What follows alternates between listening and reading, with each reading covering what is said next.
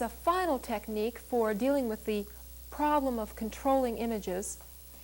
As we're going to see in just one moment, it's sometimes a good idea to work with exercises that give us experience in creating unusual images and moving those images around in our minds. The exercises offered in the monographs and in the many excellent books on the subject usually begin by offering us simple, non-threatening objects to play with. As our experience grows or our ability grows, we can learn to change and create and move gradually more complicated symbols and images. Let's try one of these exercises out together. In this particular exercise, we're going to be working with a nice, round, bouncy balloon, just like one of these. Now take a good look at these balloons and choose one that you would like to work with. Pick the color of the balloon that you would like to work with. Now,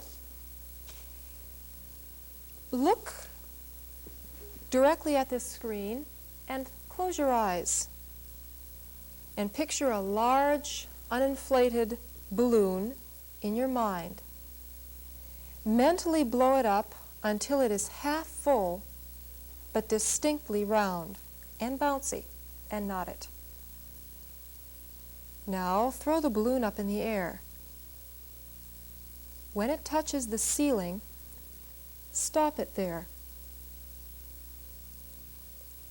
Now bring it down to the floor and make it bounce along the floor. And stop it. Bring it back to you. Now reach out and hold on to your balloon. You can get a grip on the knot, or you can hold the whole thing in your arms. Now as you make the balloon begin to rise again, it carries you with it quite safely up in the air. As you look around, you can see other people also up with you near the ceiling. If you would like, make the balloon float you any place in the room.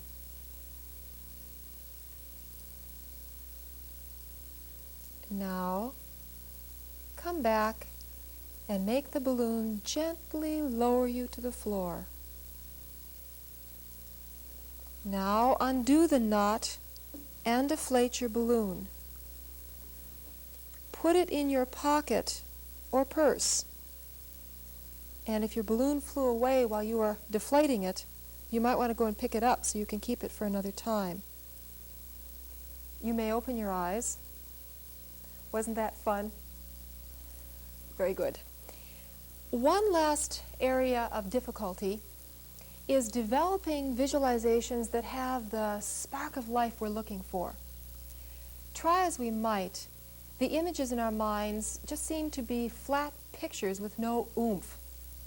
In order to succeed with a visualization, it must appear to be as real as possible. So let's make it real by adding all the attributes of actuality: color, sound, smell, and texture. Let's try another exercise. Close your eyes and in your mind see your apple once again. It's just been washed in clean, icy cold water. See how red it is. See the different shadings in the red. See how the drops of water sparkle on it like jewels. Now pick up your apple and feel how cold and smooth the skin is. It feels almost waxy, doesn't it? Now bite into it, feeling your teeth piercing the skin and hearing the crunch as your teeth sink into the apple.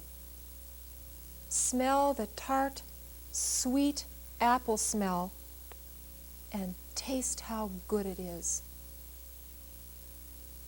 And when you've finished chewing, you may open your eyes.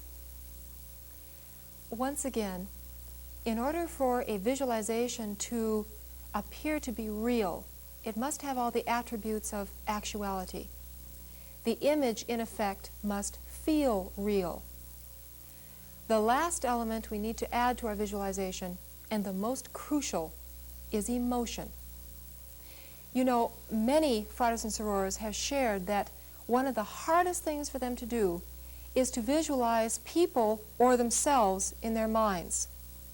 Other people say that it's also very hard for them to become emotional about their mental images. Perhaps that this is because, again, we tend to look at the images and people in our minds the way we do at this photograph. We see it as just a flat, static image frozen into immobility. But you know, people and events in actuality aren't like that at all, are they? They are alive, dancing spheres of vibrant energy, full of movement and emotion. Let's try another exercise. Close your eyes and see in your mind someone you love. It could be a spouse, a friend, a parent, or a child, anybody you wish. Now, you can see this person quite clearly in your minds. And you remember a time when this person was very angry with you. As your eyes move across the face, as you scan it, just the way you would if the person were standing in front of you, you can see just how angry this person is. Now you remember a time when something funny happened. How does the person's face look now?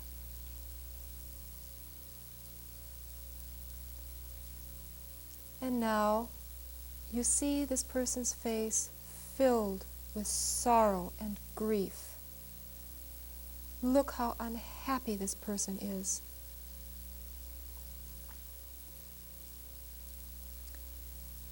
And now the person turns and catches a glimpse of you, and you see the face filled with love for you.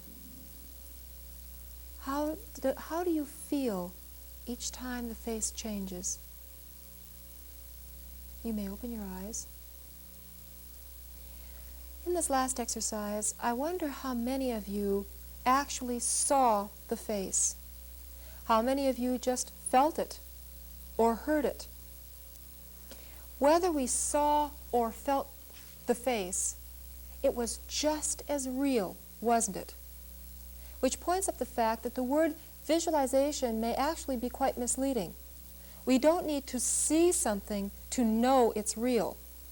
All we have to do is feel it. Our lives, the composite of energy which defines us, is primarily one of feeling. When we say that we're seeking peace profound, are we looking for a visible place or thing? No. We're seeking an emotional state, a feeling of peace, serenity, and security. Everybody, fratres and sorors, visualizes differently. Some see, some hear.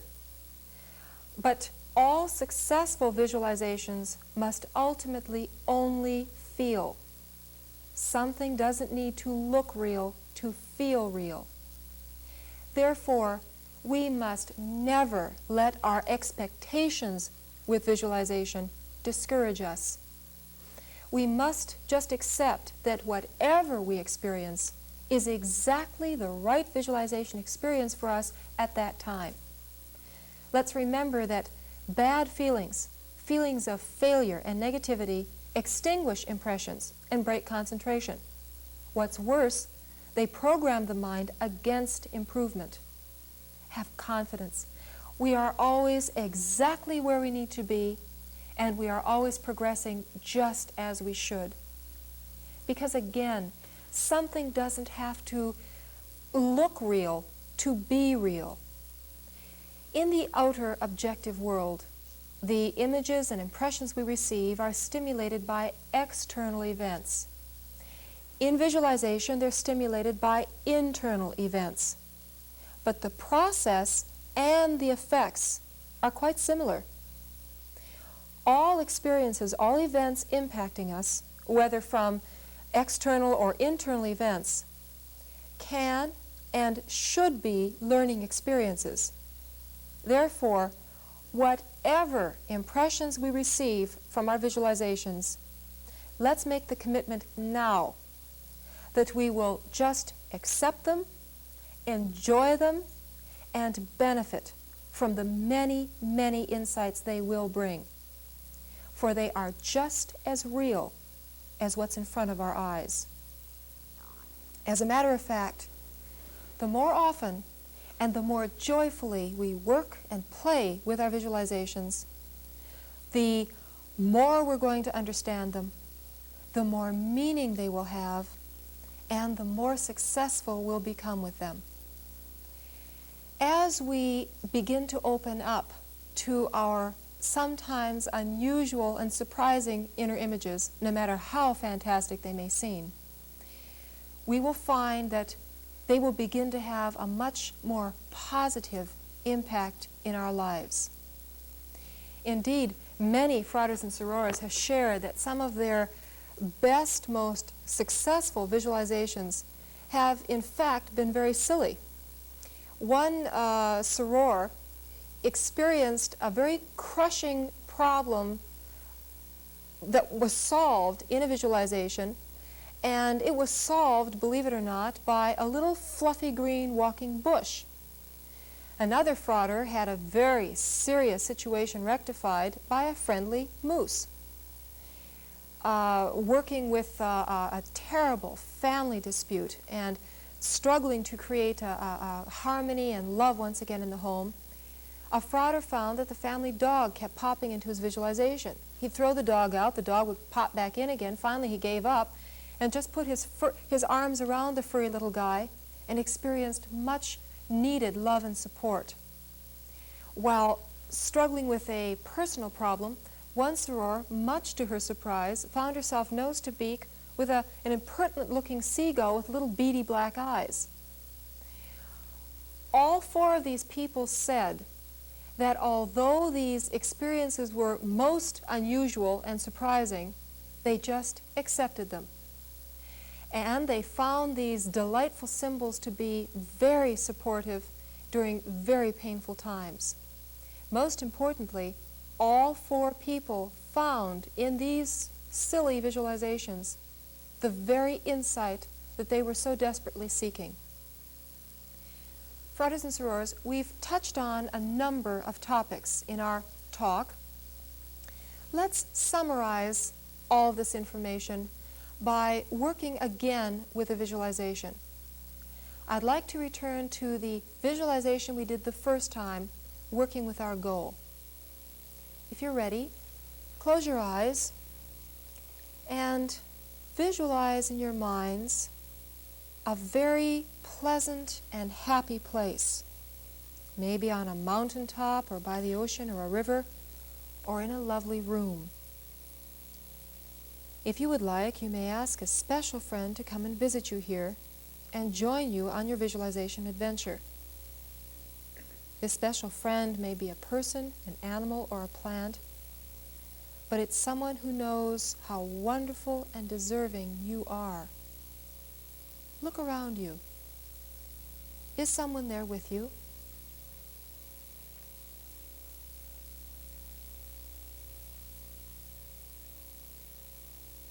Now, with your special friend beside you, see your goal or the solution to your problem once again in your minds. See it very clearly. Now move to the side or the back of your scene, or you may even want to float above it and look at it from on top. See your scene now from another perspective. How is it different?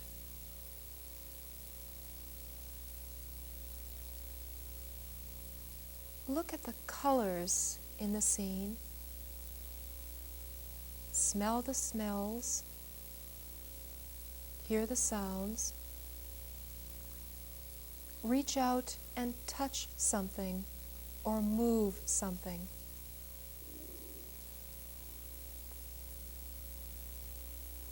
Now, how do you feel about what you are experiencing. Ask your special friend now to show you something important about your goal or the answer you seek.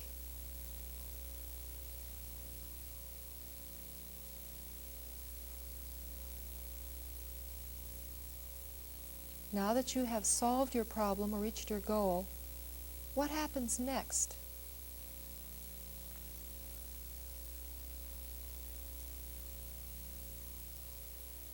When you are ready, repeat to yourself, into the cosmic, I release this image.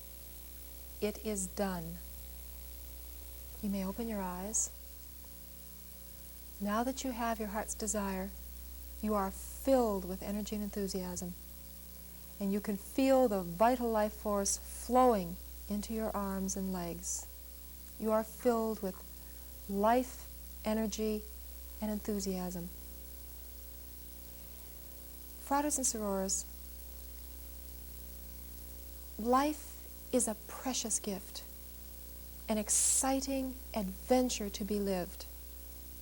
In our metaphysical work, whether we are exploring projection and ESP, creating happiness for our loved ones, or peace on earth for all mankind, let's let our visualizations become exciting, adventurous voyages. When we do, I promise you, we will always find within us marvelous treasures and wonderful experiences. For within each of us is a place where we truly know the answer to any question or need. There is a source which will always provide inspiration and solace, a source which can create anything and everything our soul desires. Fratres and sorors, it is within us, springing from our heartfelt visualizations, that we find the very source of life itself and the source of our peace profound.